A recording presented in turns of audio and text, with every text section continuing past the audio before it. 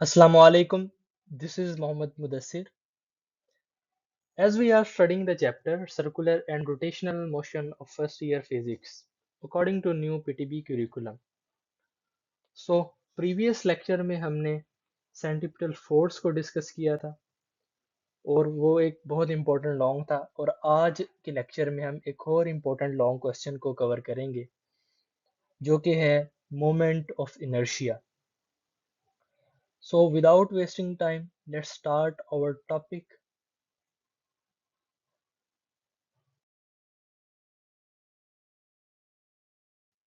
तो स्टार्ट करते हैं हम अपने टॉपिक को. बेसिकली तो सबसे पहले हमें पता होना चाहिए कि मूवमेंट ऑफ इनर्शिया है क्या. अब आप फार्मूले को देखें मूवमेंट ऑफ इनर्शिया के. I equals to M R square. अब फार्मूले से जाहिर हो रहा है कि m जो है मैस है और r जो है रेडियस का स्क्वायर है. सो एक बात हमारे जहन में आ रही है कि product of mass and the square of distance from the centre of circle. ये बात अभी तक हमारे जहन में आ रही है. सो मोमेंट ऑफ इनर्शिया को मैंने बता दिया आई से रिप्रेजेंट करते हैं और इसका फार्मूला होता है I equals to M R square, मतलब product of mass and the square of distance from the centre of circle. अब तक हमें ये समझ आई. देखें डेफिनेशन को. The product of mass the product of mass and the square of perpendicular distance from the axis of rotation is called moment of inertia. अब उन्होंने बोला the product of mass and the perpendicular distance from the axis of rotation. अब axis of rotation क्या है हम इसको आगे पढ़ेंगे अभी एक्सप्लेनेशन में. ठीक है, आप ये भी लिख सकते हैं the product of mass and the product of square of perpendicular distance from the axis of rotation. अब उसके बाद इसके यूनिट्स को रट्टा लगाने की जरूरत है ही नहीं. सिर्फ फार्मूला अगर आपने याद किया हो तो आप यूनिट खुद बना सकते हैं. देखिए, मैस का यूनिट होता है किलोग्राम, तो ये आ गया किलोग्राम. और रेडियस है, रेडियस एक बेसिकली डिस्टेंस है, तो डिस्टेंस का यूनिट होता है मीटर. और स्क्वायर है तो मीटर स्क्वायर. इसी तरह से डायमेंशन, डायमेंशन को भी रट्टा लगाने की जरूरत ही नहीं है. अब किलोग्राम है मैस, तो मैस की जगह हम बड़ा एम लिख देंगे. मीटर एक डिस्टेंस है तो उसकी जगह लेंथ की डायमेंशन आ जाएगी स्क्वायर फॉर्म में. उसके बाद factors affecting the movement of inertia, या फिर ये भी कह सकते हैं मूवमेंट ऑफ इनर्शिया किन किन चीज़ों पे डिपेंड करता है. देखें, अब किसी भी चीज़ को जितनी भी हमने यहाँ पे पढ़ी, चाहे वो डेफिनेशन हो, चाहे वो यूनिट हो, चाहे वो डायमेंशन हो, तीन चीज़ें जो हैं सिर्फ और सिर्फ हमारे फार्मूले से कवर हो रही हैं. क्यों ना हम एक फार्मूले को अच्छे से याद कर लें तो हर चीज़ कवर हो जाए. I equals to M R square. अब यहाँ से हमें पता चल रहा है कि जो मूवमेंट ऑफ इनर्शिया वो डिपेंड करती है मैस पे और perpendicular distance from the axis of rotation, या फिर distance from radius square of circle. ये देखें, it depends upon the distribution of mass and the square of perpendicular distance of bodies. So अब तक हमने पढ़ लिया मोमेंट ऑफ इनर्शिया की डेफिनेशन को, उसके बाद हमने देखा फार्मूले को, उसके बाद जो उसका यूनिट है और उसके बाद डायमेंशन को. So let's start our topic.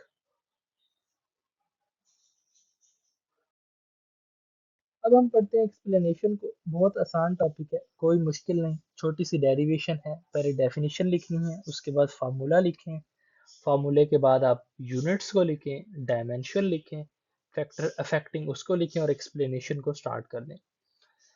अब इसी तरह से जब मैंने एंगुलर डिस्प्लेसमेंट का टॉपिक पढ़ाया था तो उसमें एक मैंने सर्कुलर पाथ बनाया था, आपको याद होगा. अब ये एक मैस लेस रिजिड रोड है और इसके एंड पे एक मैस एम अटैच है. ये मैस एम है और ये एक मैस लेस रिजिड रोड है जिसका एक एंड पे मैस अटैच है और दूसरा एंड जो है वो सेंटर ऑफ द सर्कल पे है ताकि ये मैस लेस हो जाए. ठीक है. अब यहाँ से आपको समझ आ रही होगी ये m है और ये r है. अगर हम इसका प्रोडक्ट ले लें एम आर स्केयर, तो जो हमारे पास चीज आएगी वो आ जाएगी मोमेंट ऑफ इनर्शिया. अब अगर इस मैस पे एक फोर्स लगे, इस मैस पे फोर्स लगे, अगर इस मैस पे फोर्स लगे, इस मैस पे फोर्स लगे F, जिसको मैं नाम दे दूंगा F का, ठीक है। अगर यहाँ पे एक फोर्स लगे F तो वो इस मैस को यहाँ तक नहीं ले आएगी, यहाँ तक ले आएगी, इस जगह तक, इस जगह तक।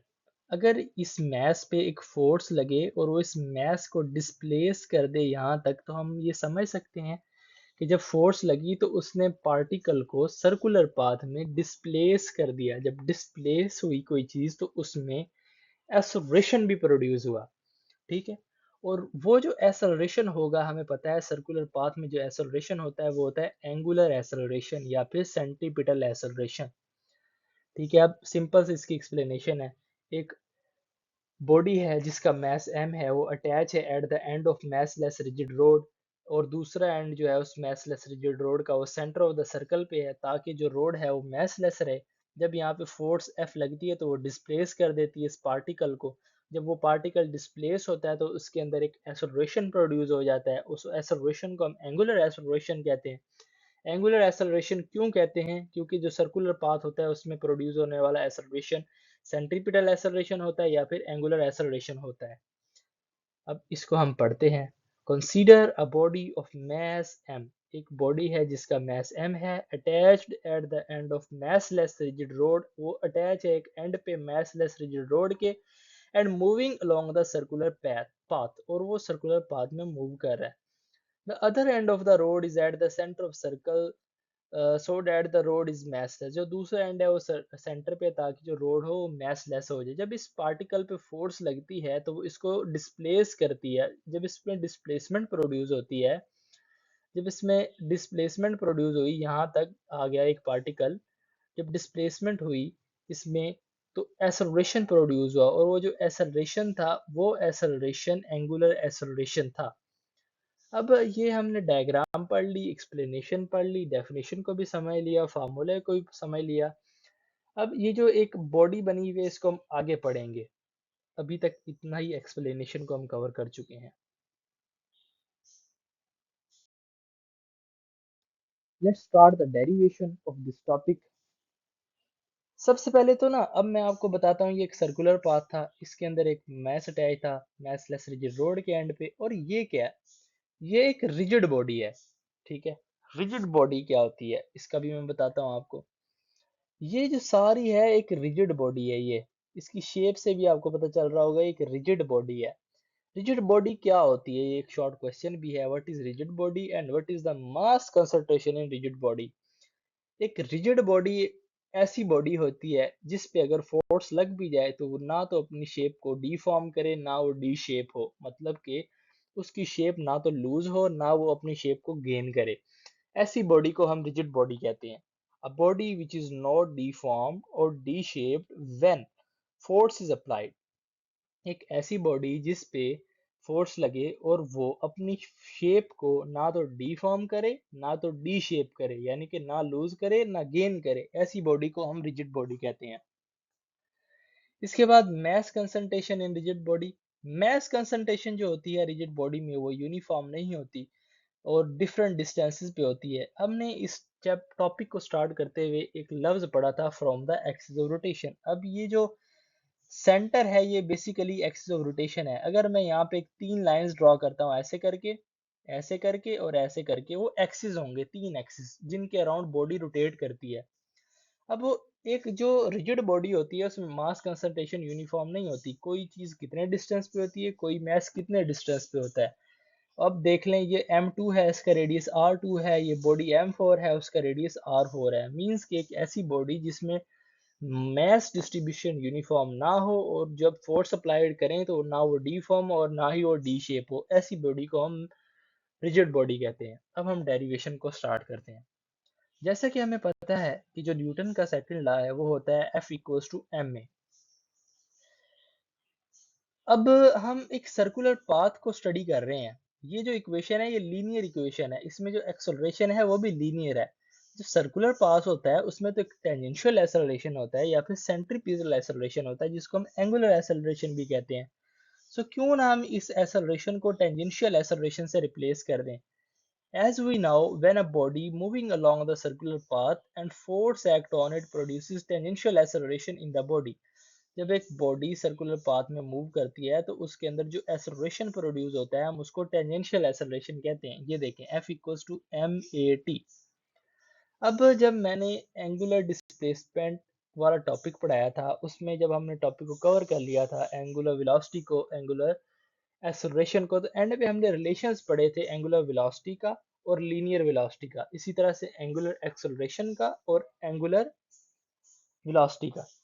सो जो लीनियर एक्सेलरेशन और एंगुलर एक्सेलरेशन का रिलेशन था वो था ए इक्वल्स टू आर अल्फा। अब यहाँ पे टेंजेंशियल एक्सेलरेशन है तो मैं लिख सकता हूँ A equals to R alpha. Basically मैंने यहाँ पे पुट कर दिया तो ये इक्वेशन क्या बन गई हमारे पास, F equals to M R alpha. अगर मैं दोनों तरफ r से मल्टीप्लाई कर दूं, आर एफ और इधर से भी r के साथ मल्टीप्लाई कर दूं तो यहाँ पे r का स्क्वायर आ जाएगा और यहाँ पे क्या आ जाएगा, टॉर्क। टॉर्क हमें पता है बराबर होता है आई आर एफ के, torque equals to R F. और हमें ये भी पता है जो एम आर स्क्वायर होता है वो आई के बराबर होता है। जब हम इन वैल्यूज को पुट करेंगे तो हमारे पास टॉर्क क्या आ जाएगा, आई अल्फा। दोबारा से समझें, ये न्यूटन सेकंड लॉ था, एफ इक्वल्स टू एम है। हमें पता है कि एक बॉडी जब सर्कुलर पाथ में मूव करती है तो उसमें प्रोड्यूस होने वाला एक्सेलरेशन टेंजेंशियल एक्सेलरेशन होता है। तो फिर हमने यहाँ पे टी लिख दिया, F equals to M A T. जब हमने टॉपिक पढ़ा था एंगुलर डिस्प्लेसमेंट वाला उसके एंड पे हमने रिलेशंस पढ़े थे एंगुलर वेलोसिटी का और लीनियर वेलोसिटी का, इसी तरह से एंगुलर एक्सेलरेशन का और लीनियर एक्सेलरेशन का। जो एंगुलर एक्सेलरेशन और लीनियर एक्सेलरेशन का रिलेशन था वो था ए इक्वल्स टू आर अल्फा। जब हम इसकी जगह पे पुट करेंगे आर अल्फा तो हमारे पास आ जाएगा F equals to M R alpha. अब दोनों साइड पे मैंने आर से मल्टीप्लाई कर दिया। जब आर से मल्टीप्लाई किया तो हमें पता है जो टॉर्क होता है वो इक्वल्स टू होता है आर एफ के, और जो हमारे पास एम आर स्क्वायर होता है वो होता है हमारे पास मोमेंट ऑफ इनर्शिया के। सो इक्वेशन क्या बन गई, torque equals to I alpha. अब यहाँ पे समझने वाली बात है जो कि एमसीक्यू पॉइंट ऑफ व्यू से भी इंपॉर्टेंट है। Torque equals to I alpha, ये जो इक्वेशन है ना ये रोटेशनल एनालॉग है न्यूटन सेकंड लॉ की। रोटेशनल एनालॉग है न्यूटन सेकंड लॉ की। कैसे देखें, गौर करें। अब हम पढ़ रहे हैं सर्कुलर एंड रोटेशनल मोशन। ये वाली जो इक्वेशन है हमने पढ़ी थी लीनियर मोशन में। अब ये वाली इक्वेशन जो है रोटेशनल एनालॉग कैसे है, अगर हम फोर्स को टॉर्क के साथ रिप्लेस कर दें, मास को हम मोमेंट ऑफ इनर्शिया के साथ और एक्सेलरेशन को एंगुलर एक्सेलरेशन के साथ, तो ये इक्वेशन जो है हमारे पास रोटेशनल एनालॉग है न्यूटन सेकंड लॉ की।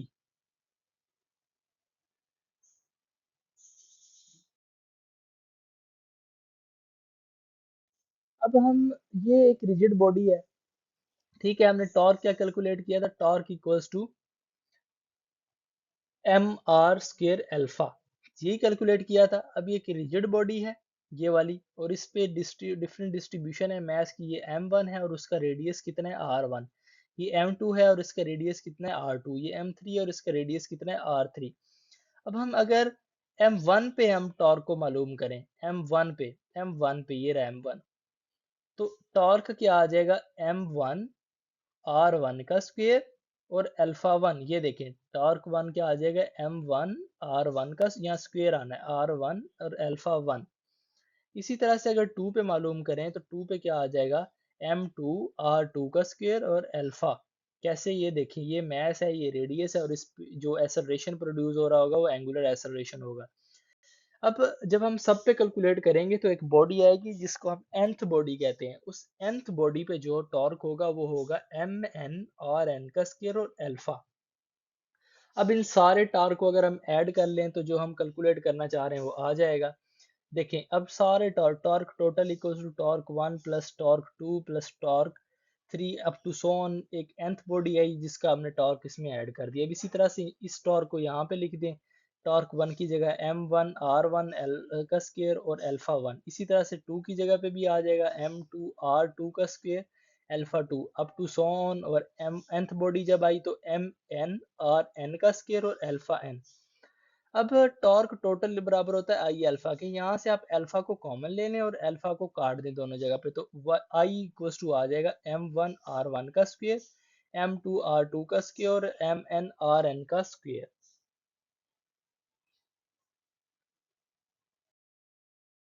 So this is all about our topic. This is a very easy long question. You guys prepare well. You guys have any question, you can feel free to ask me in the comment section. Jazakallah.